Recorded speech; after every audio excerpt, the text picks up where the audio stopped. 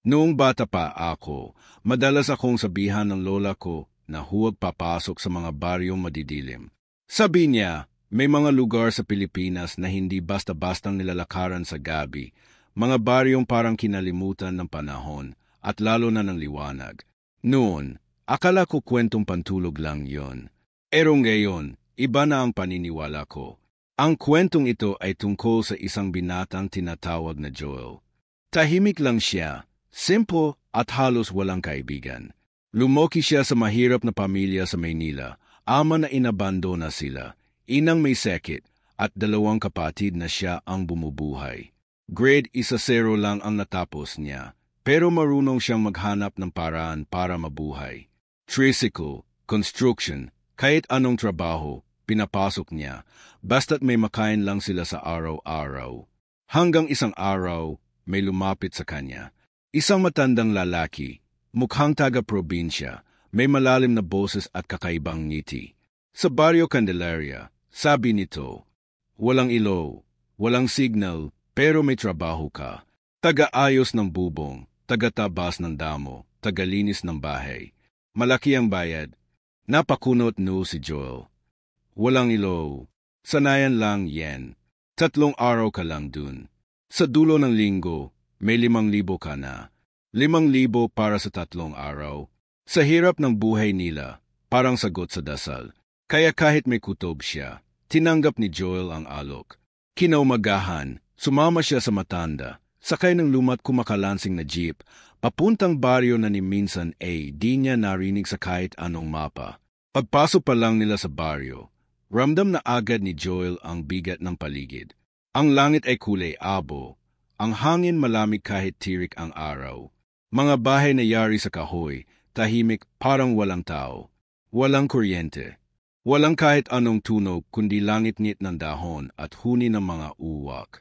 Ang kalsada, maputik at makitid, parang bihirang madaanan. Pero tinanggap ni Joel ang trabaho. Inilagay siya sa isang lumang bahay sa gitna ng kakahuyan. Malaking bahay pero luma na. May kalawang na ang bubong at may samyo ng amag sa loob. Siya lang daw muna ang taong titira doon habang ginagawa ang trabaho. Ayon sa matanda, may susunod na manggagawa sa linggo. Pahinga raw si Joel pagkatapos ng 3 araw. Habang naglilinis siya, may mga bagay na unti-unting nagpaparamdam. Una, ang mga pako sa kahoy na sahig. Palaging may tumutunog na parang yapak kahit wala namang dumaraan. Sumunod, ang orasan sa dingding na humihinto tuwing 2:00 na madaling araw. At sa gabi, may mga aninong dumaraan sa bintana.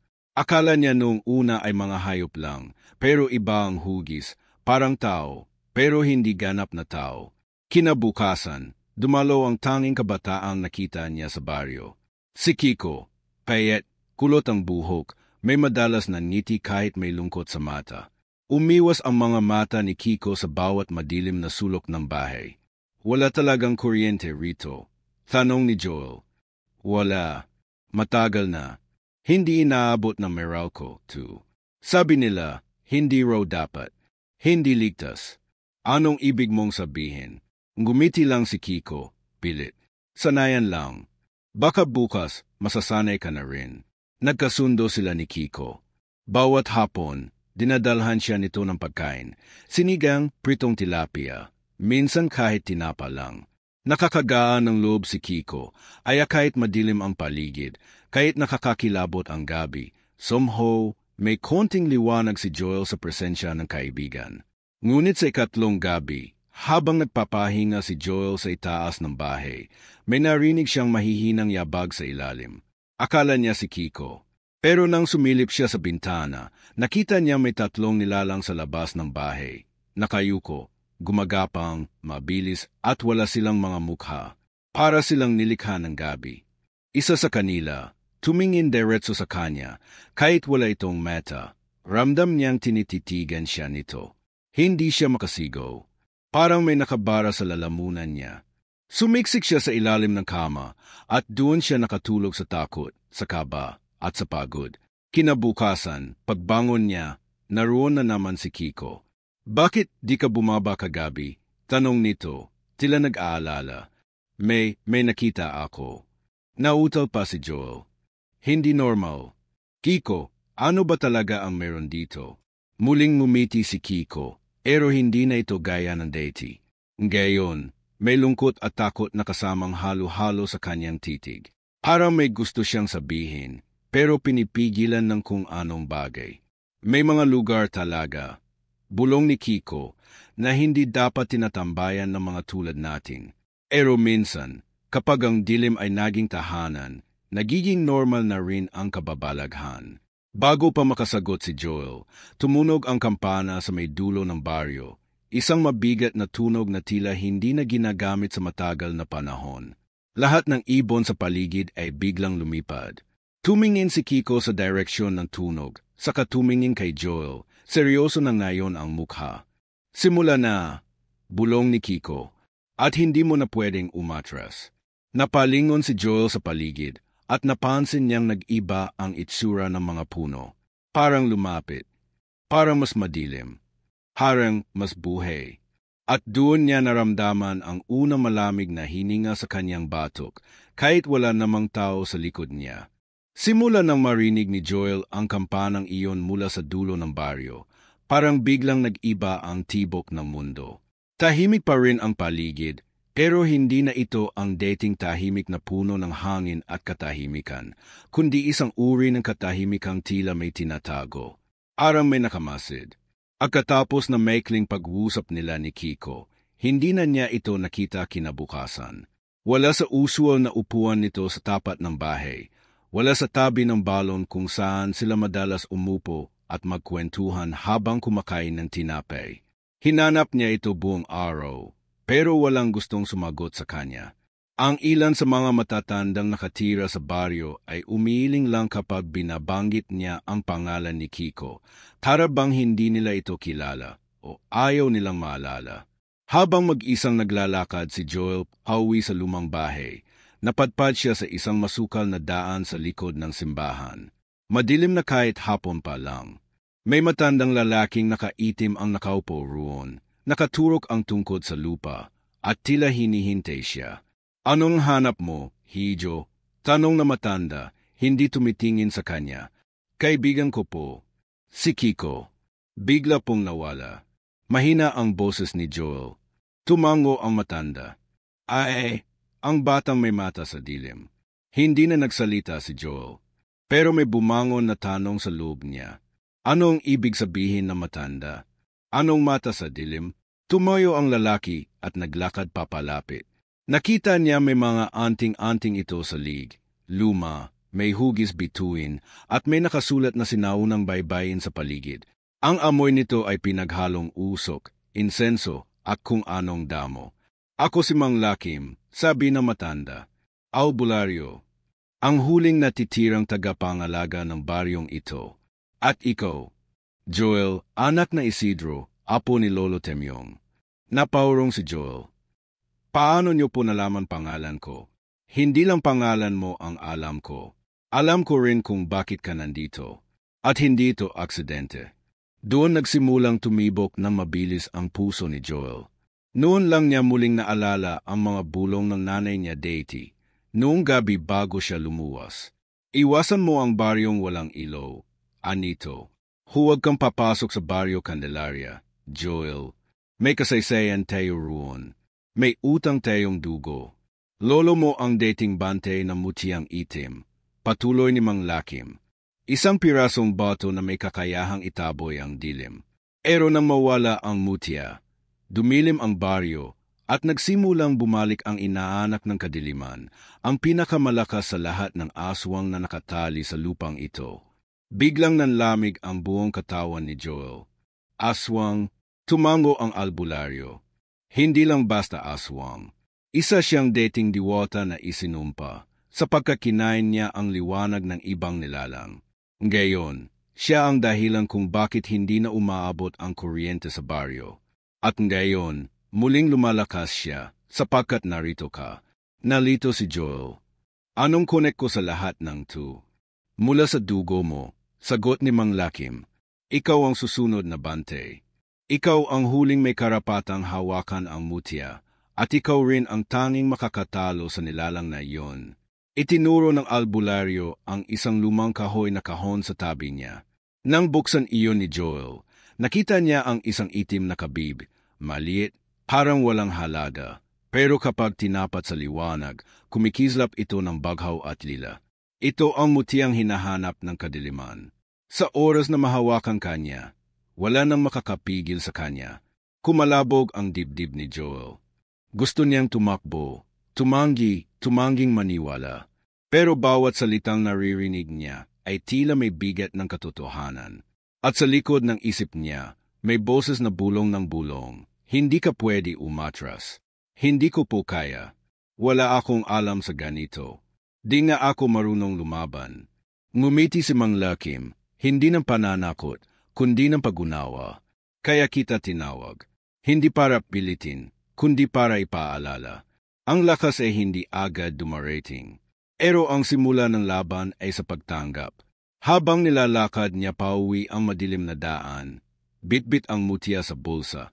Akiramdam ni Joel ay parang naglalakad siya sa pagitan ng dalawang mundo. Ang dating baryong tahimik lang ay tila nagbago na. May naririnig na siyang mga yabag mula sa mga puno. May mga aninong hindi tumitigil sa paggalaw.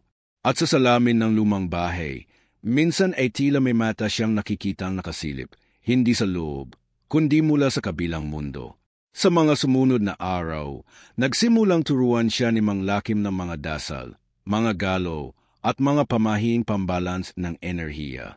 Hindi ito mga teknikong maririnig mo sa kung sinong martial artist. Ito ay mga galaw ng mga tagabante ng liwanag, ng mga piniling humarap sa dilim. Hirap si Joel. Minsan nagagalit siya.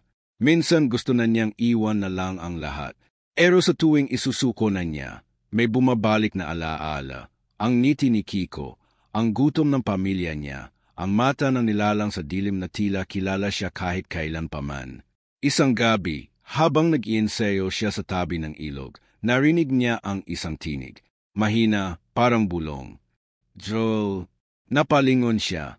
Sa likod ng punong kahoy, may isang anyong babae, maputi ang balet, mahaba ang buhok, may mahinhin at mapanikhang aura. Isa itong diwata. Ang mutya sa bulsa mo. Hindi lang proteksyon.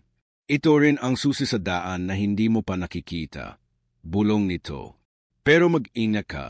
Hindi lahat ng tumutulong ay kakampi. At hindi lahat ng kakampi ay totoo. Anong ibig mong sabihin? Tanong ni Joel, nanginginig ang boses. Ngunit nawala ang diwata, para lang usok na tinanggay ng hangin. Naiwan si Joel sa dilim. Sa gitna ng ilog, bitbit ang kabibing mutya at ang lalong lumalalim na tanong sa kanyang puso. Simula nang makita ni Joel ang diwata sa may ilog, hindi na siya mapakali. Hindi lang dahil sa takot, kundi sa dami ng tanong na sumisiksik sa isipan niya. Lahat ng nararanasan niya ngayon, ang mutya, ang bigat ng responsibilidad, ang mga aninong sumusunod sa kanya, ay hindi niya pinangarap ni hiniling man lang. Gusto lang naman niyang kumita para sa pamilya. Gusto lang niyang makawala sa hirap. Pero ngayon, parang unti-unti siyang hinihila ng mundong mas malalim pa sa simpleng gutom at kahirapan. Isang mundong may kadiliman na hindi niya alam kung kaya niyang harapin. Sa gabi-gabing pag-iensayo niya kasama si Mang Lakim, palaging may gumugulo sa kanya. Bawat dasal na inusal niya ay sinisingitan ng mga alaala, ang iniwang nanay, ang mga kapatid na umaasa sa kanya, at lalo na ang ama nilang biglang nawala. Isang gabi noong siya ay 8 taong gulang pa lang. Naalala niya pa ang huling gabing kasama niya ito. Inangakuan siya nito ng laruan. Hinaplos ang ulo niya at sinabing, magiging matatag kang bata, Joel. Darating ang panahon na ikaw ang magtatanggol sa lahat. Pero hindi na ito bumalik. Noon, galit lang ang naramdaman ni Joel. Galit at pangungulila. Pero ngayong may mga bagay na nabubunyag, unti-unting bumabalik ang hinala niyang hindi simpleng pag-abandona ang ginawa ng ama niya. Lalo na't nabanggit ni Mang Lakim na ang kanyang lolo ang dating bante na mutya. At kung ganoon, baka ang kanyang ama ay may kinalaman din sa lahat ng ito. Minsan, sa gitna ng ensayo, napapahinto si Joel. Napapaluhod sa lupa. Kinakagat ang labi para hindi sumigaw. Ayaw niya maramdaman ng iba ang bigat sa dibdib niya. Pero sa gabi, kapag mag-isa na lang siya sa lumang bahay, doon siya bumubuhos. Nakaupo sa gilid ng kama, hawak ang kabibing mutya, habang pinipigil ang mga luha. Bakit ako? Bulong niya sa dilim. Bakit hindi na lang yung ibang may alam na, yung may lakas na? Bakit ako pa, na hindi ko nga kilala ang sarili ko? Arang tugon sa tanong niya, may marahang kaluskos sa labas. Kumabog ang dibdib niya. Tumayo siya, kinuha ang itak sa ilalim ng kama, at dahan-dahang sumilip sa bintana. Wala siyang nakita sa una, pero may mga aninong gumagalaw sa pagitan ng mga puno. Bigla, isang bato ang tumama sa bubong. Kasunod nito, isa pa, hanggang sa parang umulan na maliliit na bato. Ngunit ang kakaiba, hindi ito basta batong galing sa lupa. Ang iba ay may dugo, ang iba ay may parang nabubulok na laman. Napaetra si Joel. Hinawakan niya ang mutya, at tila nagsimulang uminit ito sa palad niya. Sa isang iglap, tumigil ang pag-ulan ng bato. Tahimik ulit, pero alam niyang hindi pa tapos ang banta. Kinabukasan, dinalaw siya ni Mang Lakim. Kita sa mukha nito ang pagkabahala. Nagsisimula ng kumilos ang nilalang, anito. Ginugulo ka niya para sirain ang puso mo. Hindi lang katawan ang binabasag niya, kundi loob. Napayo ko si Joel. Hindi ko na po alam kung ano pa ang totoo. Lumapit si Mang Lakim at inilagay ang kamay sa balikat niya. Totoo ang nararamdaman mo. Totoo ang sakit. At mas lalo kang magiging totoo kapag natutunan mong harapin ang nakaraan. Mula noon, inilit ni Joel na intindihin ang kasaysayan ng pamilya niya. Sa tulong ng matandang albularyo, nalaman niyang may isa pang bantay noon. Dalawa silang laging magkasama. Lolo niya ang isa, at ang isa ay ang ama ni Kiko. Ngunit nang mamatay ang mutya, isa sa kanila ang pinaniniwalaang nagtaksil. Hindi malinaw kung sino, pero dahil nawala ang kapangyarihan, nagkawatak-watak ang pamilya at komunidad. Ang isa, tuluyang nagleho. Ang isa, nagtago.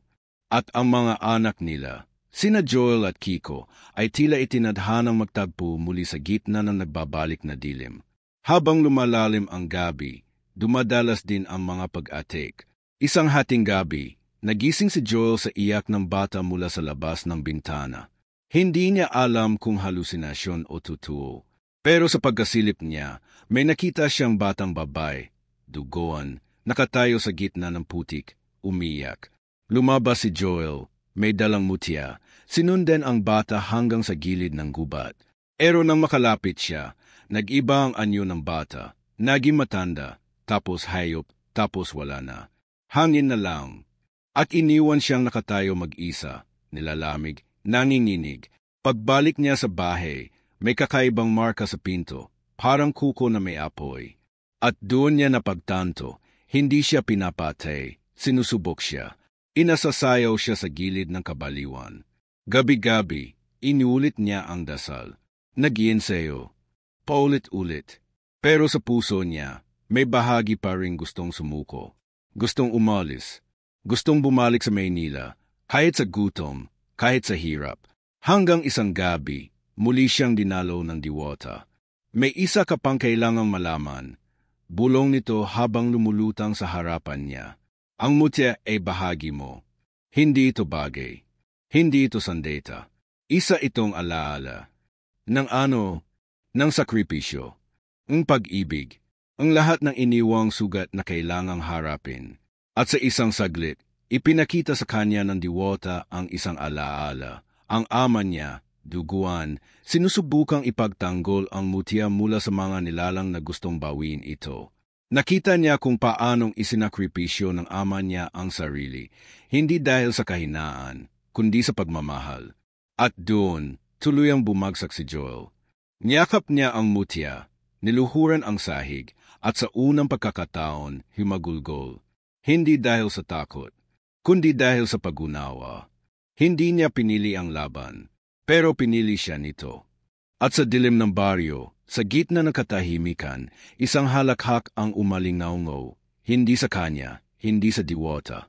Isang tawa na parang galing sa impyerno. Alam niyang nagsisimula pa lang ang lahat.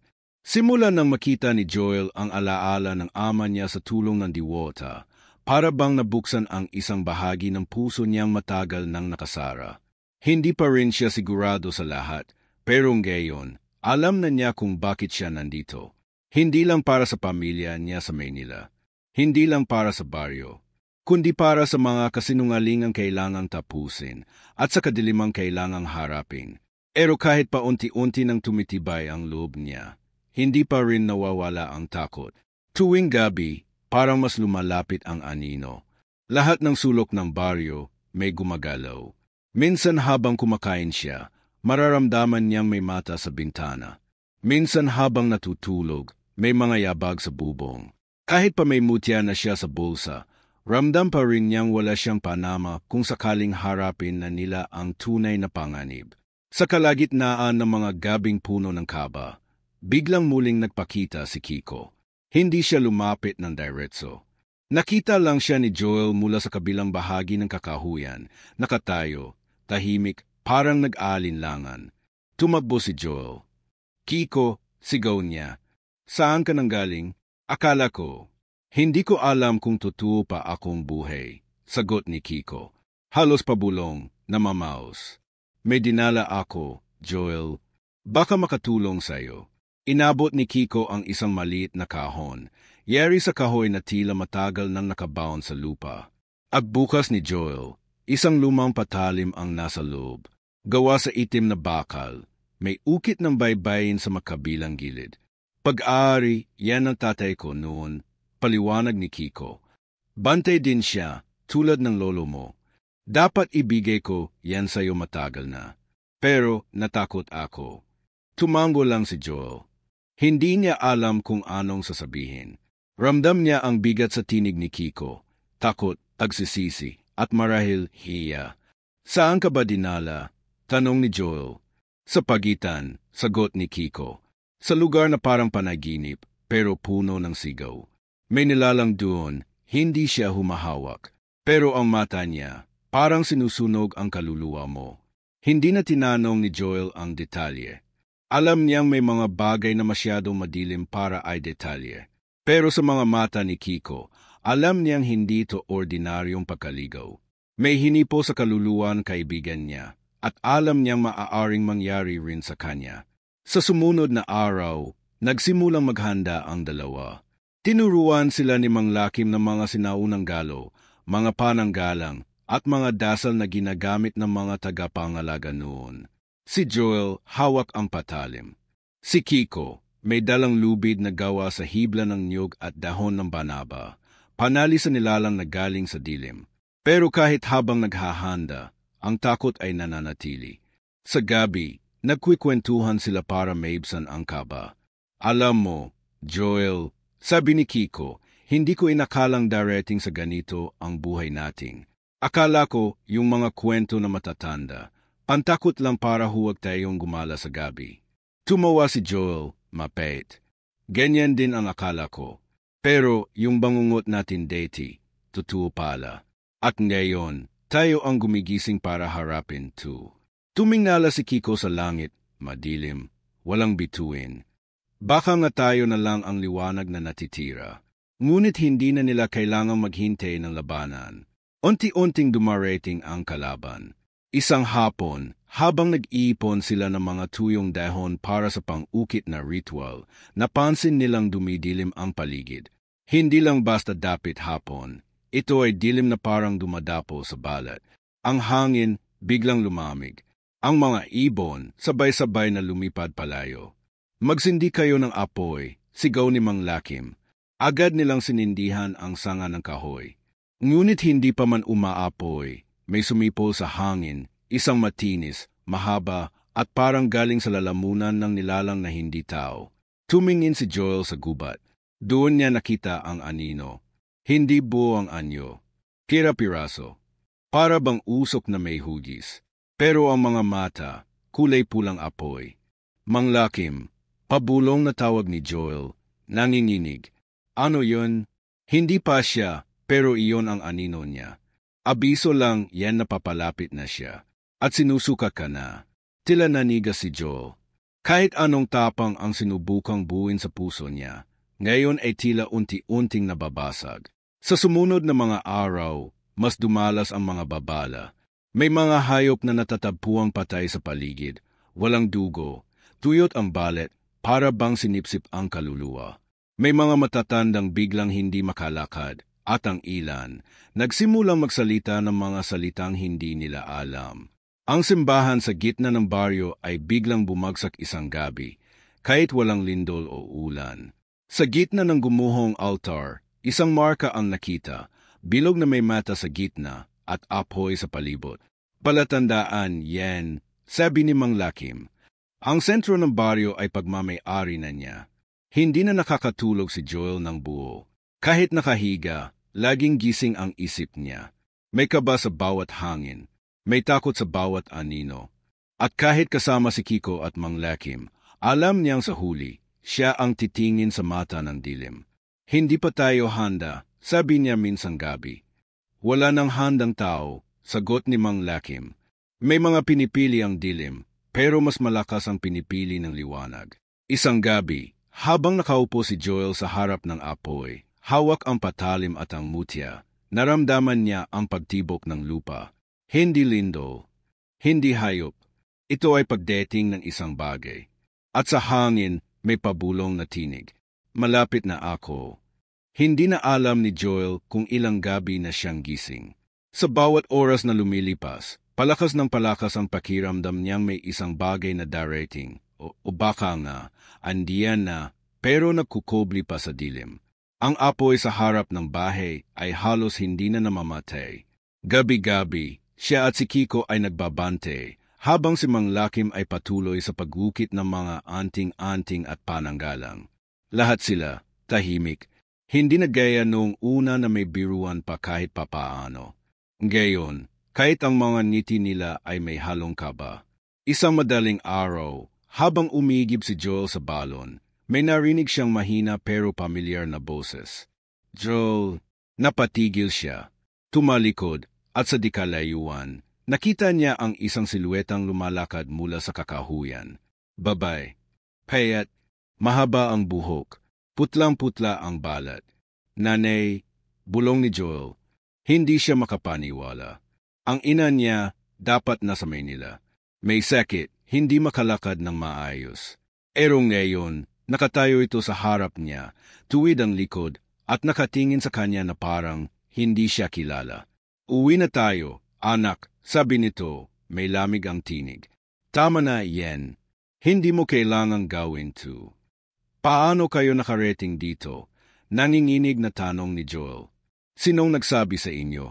Ngunit hindi sumagot ang babae. Bagkus, ngumiti ito, isang ngiting malamig at may mga matang walang luha. Sa isang iglap, biglang lumabo ang paligid at nagbago ang anyo ng babae. Ang mukha nito ay tila nabura, naging anino, at nagmistulang usok na tumalsik sa hangin. Tumakbo si Joel pabalik sa bahay, habol ang hininga. Sinalakay na nila ang alaala mo, sabi ni Mang Lakim nang ikuwento niya ang nangyari. Sinusubukan kanilang wasakin mula sa loob. Pero ang mukha ng nanay ko, totoo yon. Ganoon sila. Ginagamit ang minamahal mo laban sa iyo. Kinagabihan, muling nagtipon ang tatlo. Tahimik si Kiko, tila hindi mapakali. Panay ang iwas ng tingin kay Joel. May problema ba? Tanong ni Joel. Wala, sagot ni Kiko, pero hindi siya tumingin sa mga mata nito. Nagduda si Joel, pero pinili niyang manahimik muna.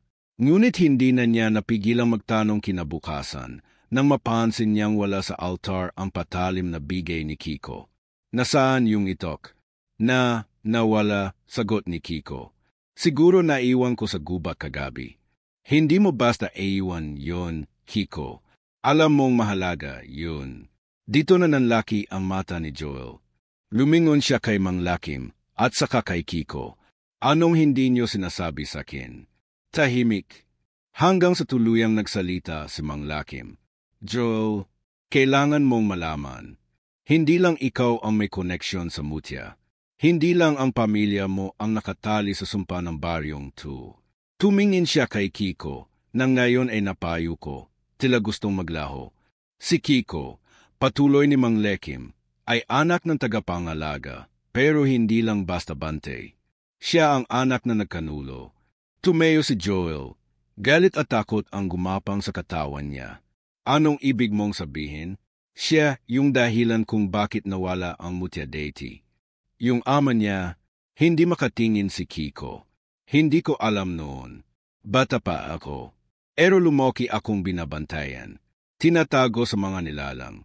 Dahil sabi nila, sa dugo ko, may bahagi ng dilim. Joel, hindi ako kalaban mo. Pero totoo, may dugo akong hindi ko naintindihan. Umetra si Joel.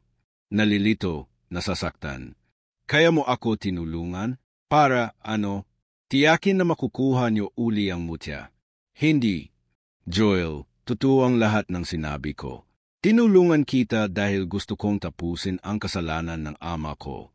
Ayokong masayang ang pagkakataong ito. Ngunit bago pa makasagot si Joel, biglang lumindo. Malakas. Mula sa lupa, may sumabog na itim na usok. Tumeo si Mang Lekim. Nagsimula na. Mula sa lupa, may umusbong na mga ugat na kulay abo, gumagapang papalapit sa kanila. Ang mga puno sa paligid, tila nalalanta. Ang hangin ay bumigat, at sa gitna ng dilim, may unti-unting lumilitaw na hugis, mahaba ang buhok, tayat ang katawan, ngunit hindi na tao ang anyo. Ang mga mata nito'y puting-puti, walang itim, at ang bibig ay parang wala ng laman kundi ngipin. Siya ang nilalang, ang ina ng anino. Joel, mahinang tawag ni Kiko. Patawarin mo ako, pero may isang bagay pa akong hindi nasasabi. Anong yon? Hindi ikaw ang susi, kundi ang mutya sa'yo. Naguluhan si Joel. Anong ibig mong? Ngunit bago niya matapos ang tanong, himawak si Kiko sa bulsa niya at hinugot ang mutya. Sa isang iglap, himigpit ang hawak nito at nakita ni Joel kung paano nagsimulang magliwanag ang palad ng kaibigan niya. Ang mutya ay hindi tumugon kay Joel. Ngunit sa kamay ni Kiko, tila ito'y nagising. Sa dugo ko, naroon ang tinik ng kadiliman.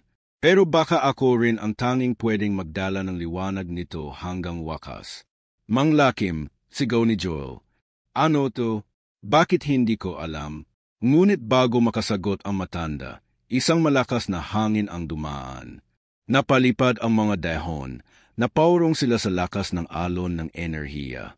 At sa kalagitnaan ng kaguluhan, narinig ni Joel ang tinig ng nilalang. Ang liwanag ay nilikha para kainin ng dilim. Kahit anong pagtatanggol niyo, magwawakas din sa akin. Tumingin si Joel kay Kiko. Ngayon ay parang nagliliyab ang buong katawan sa baghaw na apoy. At sa kanyang puso, isang tanong ang pumintig.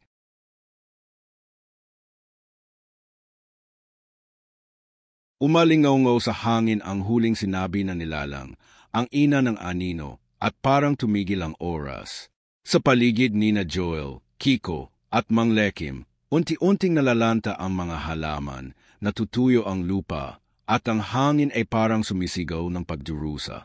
Sa gitna ng kaguluhan, nanatiling nakatayo si Kiko, hawak ang mutya sa kanyang palad ng gayo'y naglalabas ng baghaw na liwanag. Nanginginig ang buong katawan niya, pero hindi niya binibitawan. Si Joel naman, nakatitig sa kaibigan, hindi alam kung tiwala pa ba ang nararamdaman o takot. Kiko, mahinang bulong ni Joel. Ano na ang ginagawa mo? Hindi ko alam kung sapat to. Sagot ni Kiko, pinipigil ang luha. Pero kung may paraan para tapusin to, ay sa huling pagkakataon, susubukan ko. Sumugod ang nilalang. Ang katawan nito mahaba at kumikilos na parang usok ay lumutang sa air. Ang mga kamay ay mistulang kuko ng hangin at sa bawat kilos niya ay may kasunod na pagyanig sa lupa.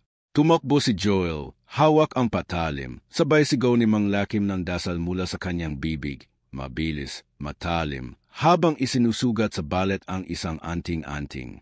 Hindi lang lakas ang laban dito, Joel, sigaw ng albularyo.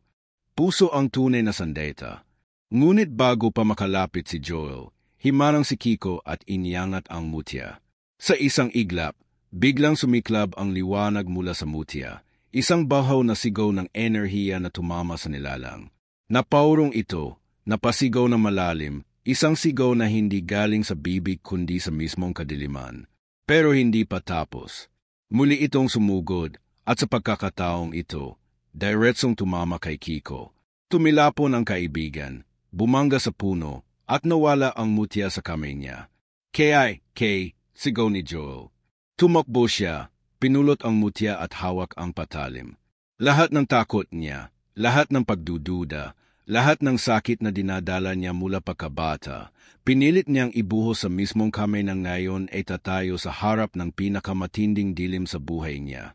Kung totoo ngang ako ang pinili, bulong niya, hindi ko natatakbuhan. Tumakbo si Joel papunta sa nilalang, habang sinisimulan ni Mang Lakim ang huling bahagi ng dasal. Mula sa lupa, sumulpot ang liwanag na bilog, isang sinaunang simbolo, pangtatak sa kadiliman. Sumigaw ang nilalang. Tila nasasaktan. Lumalakas ang pag-ikot ng hangin, tila bagyong nilikha sa loob ng baryo. Ngunit hindi na umetras si Joel. Tama na, sigaw niya. Hindi mo na kami makokontrol. Hindi na kami madidiktahan ng takot. Binaon niya ang patalim sa puso ng nilalang, habang hawak-hawak sa kaliwa ang mutya. Isang matinding pagsabog ng liwanag ang sumiklab, puting liwanag na bumalot sa buong paligid. Tumigil ang hangin. Tumahimik ang mundo.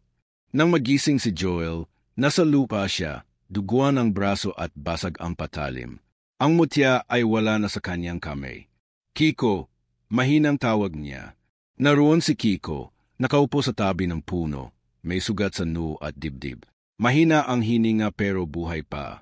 Natapos na ba? Tanong nito, halos pabulong. Hindi ko alam, sagot ni Joel, halos lumuha. Pero andito pa tayo. Buhay pa tayo. Lumapit si Mang Lakim, pagod, nanginginig, ngunit may payapang ngiti. Ang nilalang, tinanggal natin ang katawan niya. Pero ang ugat ng dilim ay hindi nawawala sa isang laban lang. May iniwan siyang bakas. Baka bumalik pa siya. Pero ngayon, nanalo kayo. Napahinga si Joel ng malalim. Ngunit sa likod ng pag-asa, may naiwan pa ring tanong. Bakit sa huling sandali, hindi sa kanya tumugon ang mutya kundi kay Kiko? Bumalik ang mga alaala, ang mga mata ng ama niya, ang pagtakbo nito noon, ang mga bulong ng nanay niya tuwing gabi. At ang mutya, tanong ni Joel. Wala na, sagot ni Mang Lakim. Ginamit mo na. Baka bumalik sa ibang anyo, sa ibang panahon. Dinala nila si Kiko sa ilalim ng kubo, habang nagpapagaling. Si Joel, tahimik lang sa gilid. Walang salita ang makapuno sa bigat na nararamdaman niya. Joel, mahinang tawag ni Kiko. May huli akong sasabihin. Tumingin siya rito. Nang hawakan ko ang mutya, may nakita ako. Hindi lang alaala, kundi ang hinaharap. At nakita kitang mag-isa, sa gitna ng gubat, hawak ang isang bagong anyo ng liwanag. Anong ibig mong sabihin? Baka di pa to ang huli. Hindi na sumagot si Joel. Tumayo siya, lumabas sa kubo, at tumingin sa langit. Wala pa ring bituin. Pero ang hangin, malamig, ngunit payapa. At sa tabi ng ilog, sa putikan, may bakas ng paa. Hindi kanya, hindi ni Kiko. Maliit. Parang paa ng bata. At sa dulo nito, may iniwang piraso ng kabib, kulay abo, ngunit may bahid ng baghaw. Napakapit si Joel sa dibdib niya. Ang laban ay tapos na, pero ang digmaan ay hindi pa. Makalipas ang ilang araw mula sa laban, tuluyang bumalik ang katahimikan sa baryo. Wala na ang malalakas na hangin, wala na ang mga nilalang na gumagala tuwing dilim.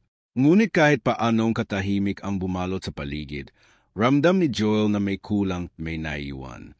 Sa loob na maliit na silid ng kubo, binabantayan niya si Kiko ng gayo'y unti-unti nang nakakagalaw.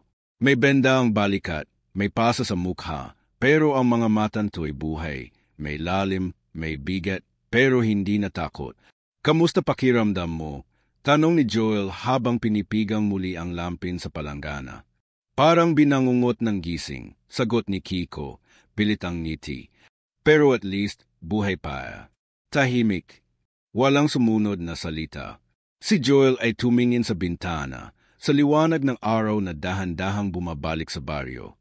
Ilang linggo pa lamang siya roon, pero parang dekada ang binilang ng mga nangyari. Ang dating kagubatang kinatatakutan niya ay tila naging parte na ng sarili niya. Naalala mo nung una tayong dumating dito, bulong ni Joel. Parang gusto ko na agad umalis. Kaya nga, sabay tawa ni Kiko. Ako naman, akala ko adventure lang too.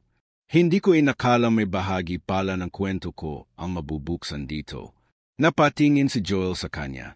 Anong ibig mong sabihin? Joel, mahina pero seryosong wika ni Kiko. Hindi ko nasabi noon, pero may parte ng pamilya ko galing dito. Yung lolo ko, siya ang dating bantay ng mutya. Inasa niya sa tatay ko. Pero hindi tinanggap ng tatay ko yung tungkulin, kaya yon kumalat ang dilim. Parang biglang nanlamig ang paligid. Akala ko simpleng trabaho lang to. Pero totoo palang ako rin ang dahilan kung bakit bumalik ang ina ng anino. Hindi ka agad nakasagot si Joel. Pero kung hindi dahil sa'yo, wala tayong ngayon. Hindi tayo nakalaban. Hindi natin naipasa yung mutya. Kiko, tinanggap mo pa rin kahit masakit. Napapikit si Kiko. Kasi ikaw din tinanggap mo rin. Kahit maraming tanong. Kahit may sugat ka rin. May sugat na si Joel. Hindi lang sa katawan kundi sa puso. Iniwan siya ng tatay niya noong bata pa siya. Lumoki siyang pakiramdam ay walang halaga. Pero sa baryong ito, kahit sandali lang, naging mahalaga siya. Nang lumabas siya ng kubo, sinalubong siya ng mga taga-baryo. Hindi na siya tinuturing na dayuhan. May mga ngiti, may pasasalamat. Lalo na si Aling Rosa, ang matandang babae na dati laging padabog ang tingin sa kanya. Joel, wika na matanda. Maraming salamat. Hindi mo alam kung anong kabutihan ang dinala mo sa amin. Napakamot si Joel. Hindi lang ako. Si Kiko, si Mang Lakim, lahat tayo. Pero ikaw ang tumayo sa gitna ng dilim. Sabi na matanda. Ikaw ang pumili. Kinagabihan, habang nakaupo siya sa tabi ng ilog, muling bumalik sa isipan niya ang kabibeng naiwan sa putikan. Pinulot niya ito noong araw ng labanan, kulay abo, may bahid ng baghaw. Itinago niya iyon, hindi alam kung bakit. Ngayon, sa liwanag ng buwan, kumikislap ito na parang buhay. Maya-maya ay lumapit si Mang Lakim, dala ang kanyang tungkod. Hindi lahat ng laban ay may tiyak na wakas. Joel, wika niya. Minsan, iniwan tayong sugatan para ipaalala na may halaga ang pinaglabanan natin. Tumingin si Joel sa kanya. Sa palagay niyo po, babalik pa yung nilalang? Baka hindi, sagot na matanda. Pero ang tunay na tanong, handa ka ba kung mangyari ulit? Tahimik si Joel. Tiningnan niya ulit ang kabibi sa kanyang kamay. Sa totoo lang hindi ko alam, amin niya. Pero kung may isa mang bagay akong natutunan, ayokong mabuhay sa takot. Kung may kadiliman man na babalik, haharapin ko. Tumango si Mang Lakim. Yan ang puso ng isang tagapangalada. Bumalik si Joel sa kubo kinabukasan. Nakahanda na ang mga gamit nila ni Kiko. Aalis na sila kinabukasan. Pero alam niyang kahit pa bumalik sila sa dating buhay, wala nang dating sa kanila. May binago na ang karanasan. Sa huling gabi nila sa baryo, naglakad sila ni Kiko patungo sa buro, sa lugar kung saan unang nagsimula ang lahat. Tahimik ang paligid. Joel, sabi ni Kiko, salamat. Hindi ko to kakayanin kung hindi dahil sa'yo. Wala yon, sagot ni Joel. Pareho tayong lumaban. Nagpalitan sila ng tahimik na ngiti. Bago sila bumaba ng buro, huminto si Joel. Kinuha niya ang kabibi sa bulsa at inilagay ito sa lupa, sa ilalim ng isang puno. Para sa susunod, mahina niyang bulong. Kung sakaling kailanganin ka ulit, andito lang kami. At habang lumalayo sila sa buro, may munting liwanag na kumisap mula sa ilalim ng lupa. Hindi nakakasilo, pero sapat para ipaalala na hindi pa tapos ang lahat. May mga laban tayong hindi natin pinili. Pero minsan, sa mismong pagharap natin sa takot, doon natin natatagpuan kung sino talaga tayo.